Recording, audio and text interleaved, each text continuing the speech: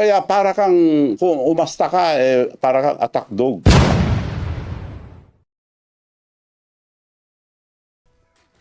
Meron na akong gustong sagutin ang bato ng Malacanang. Noong nagpunta ko sa Roma, binato ako ng katakot-takot na mga trolls. Ang tawag ko dyan, attack dog. Alam niyo ba attack dog? Ulol na aso, pag nakaamoy ng pera, kakagat.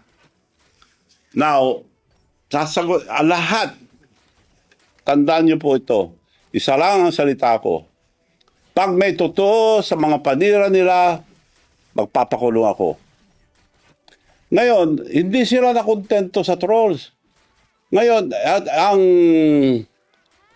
naging trolls, yung spokesperson ng Malacanang, Claire Castro, Yusek Claire Castro. Ganun ba kababa ang spokesperson ng Malacanang? Naging parang attack dog. Dahil kung basta magsalita, parang attack dog. Alam niyo ba, girl, ang pagsasalita mo, para kang attack dog. Alam mo ba, attack dog, sinabi ko na, pag nakaamoy ng pera, kakagat. Nauubusan na ba kayo ng attack dog na ikaw na mismo ang nagsasalita? Magsalita kayo ng totoo para paniwalaan kayo ng tao. Wala kayong isang salita eh.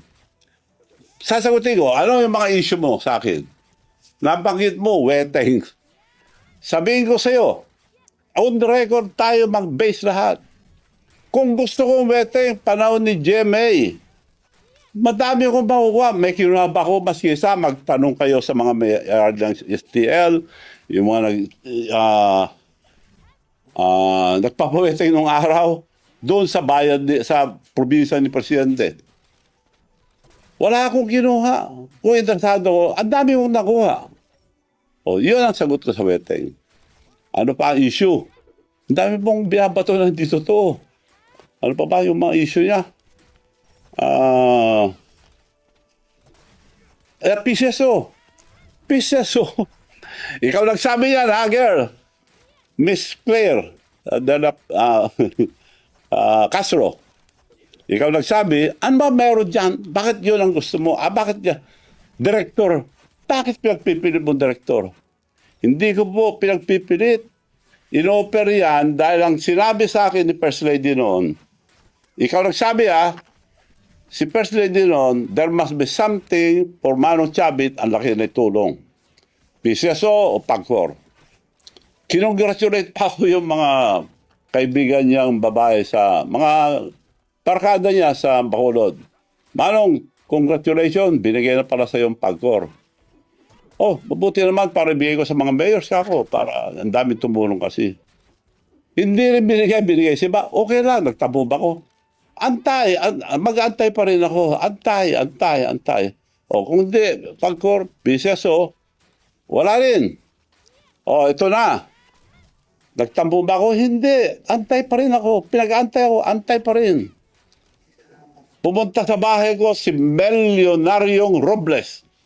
Chairman ngayon ng PCSO. Milyonaryo na raw, kaya tawag ko dyan, Melionaryong Robles. Pumunta sa bahay. O, Manong, gusto kitang tulungan, ganito.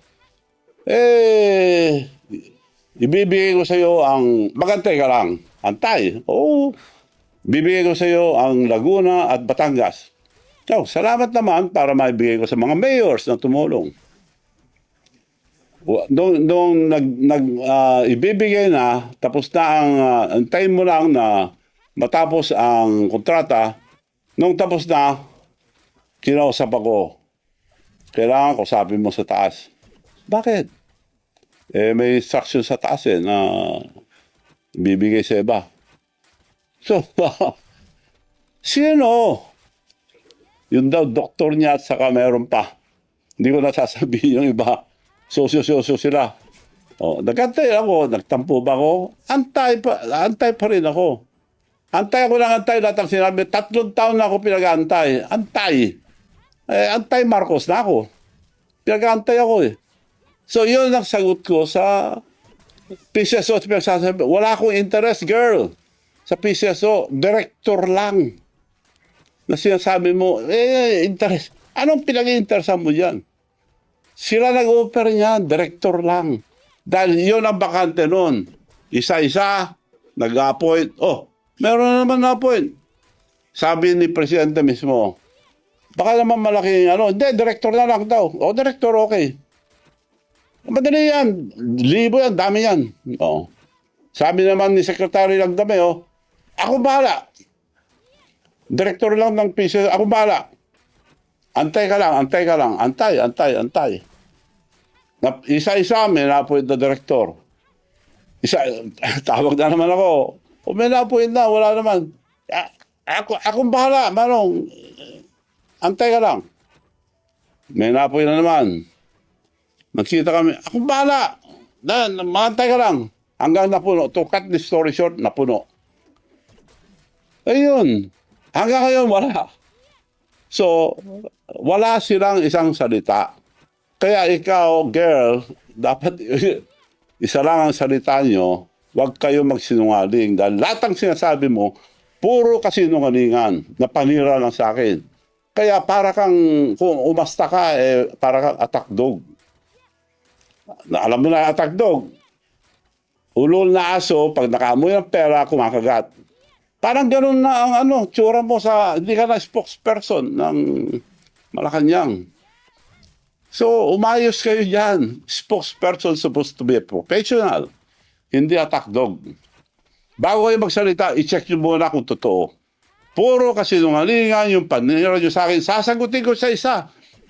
Kung babanatan nyo ako ng mga kasinungalingan, babanatan ko kayo ng doble. Hindi ko lang nadala yung papel dito. Sa susunod, papakita ko. Senator pa lang, ang presidente, may kaso na. Yung Napoles, dinemanda na siya. Nakademanda siya. Pakuha mo nga yun. Hindi ko na nadala. Yun ang on record. Ako, binabato nyo, puro haka-haka, puro sali-salita na hindi totoo. Eto, pag nagsabi ako, totoo. Sinong may kaso? Nademanda si Senator Bongbong Marcos. Panahon ni Napoles, kasama siya ron. Sabi ko to, hindi ko sinasabi to dahil lang sa kasinungalingan mo, sasabihin ko lang to. Sige, magsinungaling pa kayo. Eto. Bongbong Marcos sued for plunder over pork barrel scam. Ayan ang nakarecord. Madam Spokesperson. Ito. Girl, tingnan mo ito, girl. Ito. Bongbong Marcos sued for plunder. Plunder filed versus Bongbong Marcos over 205 pork barrel scam. Yan ang record. Hindi ko na sana ilalabas to, pero girl, ikaw nag-umpisa, tatapusin ko. Pagsalita kayo, yung totoo. Ako, sasagutin ko kayo, puro totoo ilalabas ko. So, yun lang po ngayon. Marami pa kayong maririnig. Antayin natin yung mga tagdog. Puro kasinungalingan. Ulitin ko po, kung may katotohanan, yung mga sinasabi nyo sa akin, magpapakulong ako. Hindi ako kagaya yun, nagsisinungaling. So kontento ka na, girl, na wala akong interest sa PCSO, sila na nga ako. Pinag-antay-antay ako. 3 taon akong nag-antay. Now, you cannot blame me. Antay Marcos na ako, pinag-antay na ako. Silang gumawa sa akin Gumastos ako. Tinulungan ko sila. Araw-araw kami lang lumalabas. Unang labas pa lang, Presidente, inisulto na ako sa Japan. Sinabi ko na yun, ulit-ulit.